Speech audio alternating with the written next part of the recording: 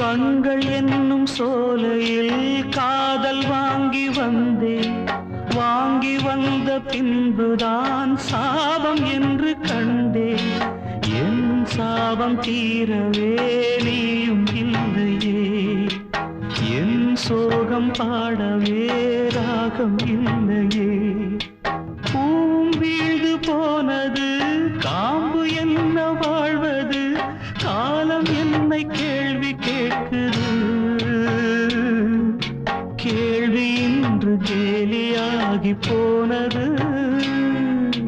நான் பாடும் மௌன ராகம் கேட்கவில்லையா? என் காதல் ராணி இன்னும் தூங்கவில்லையா?